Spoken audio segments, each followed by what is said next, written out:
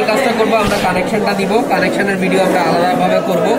আমরা প্রথমে যেখানে দেখবো হচ্ছে এখানে কারেন্ট সবসময় 0.01, এটা এখানে আমরা কানেকশনটা 0.01 অথবা 0.02 রাখবো, এটা সবসময় চেষ্টা করবো।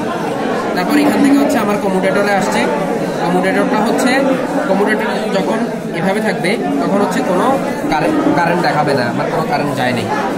এরপর কমিউটেটরটা যখন আমরা ডিরেকশনে দিব তখন হচ্ছে আমরা এইভাবে দিব, তখন হচ্ছে আমরা ডিরেকশনে কারেন্ট পাবো।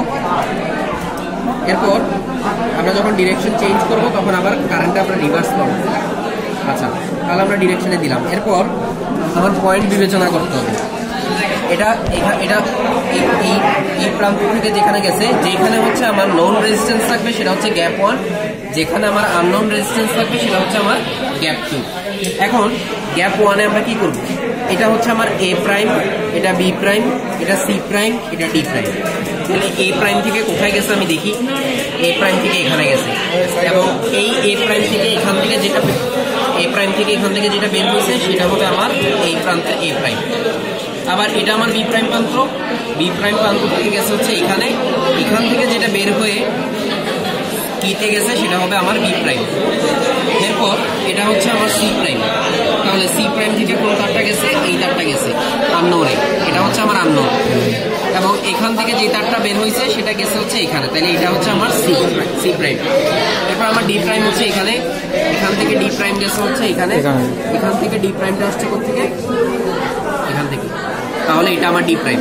তাহলে আমার এটা হচ্ছে A prime, B prime, then C prime, D prime, আর এখানে হচ্ছে A prime, B prime, C prime, D prime. এবার এটা হচ্ছে আমার জকিটা আমি কানেকশন দিচ্ছি কিভাবে, জকিটা কানেকশন দিচ্ছি হচ্ছে আমার গ্যালভানোমিটারের পজিটিভ প্রান্তের সাথে, আর গ্যালভানোমিটারের নেগেটিভ প্রান্তের সাথে আমি সংযোগ দিচ্ছি হচ্ছে কমন কিটা, ঠিক আছে? আচ্ছা, তাহলে আমি যখন জকিটা এই বোর্ডের মধ্যে রাখবো তখন হচ্ছে আমার কানেকশন পূর্ণ হবে, তখন হচ্ছে আমার একটা ডিফ্লেকশন দিবে, আমি পটেনশিয়াল পাবো প্রত্যেকটা আলাদা আলাদা গ্যাপের জন্য। প্রথমে আমি চাবি দিব হচ্ছে K1 এর মধ্যে, দেন হচ্ছে আমি জকিটা ঘুরাবো,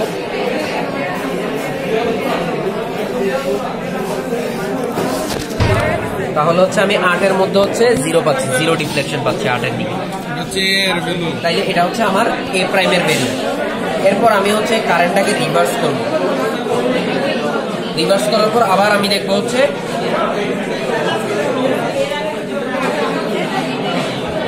আমি পাচ্ছি হচ্ছে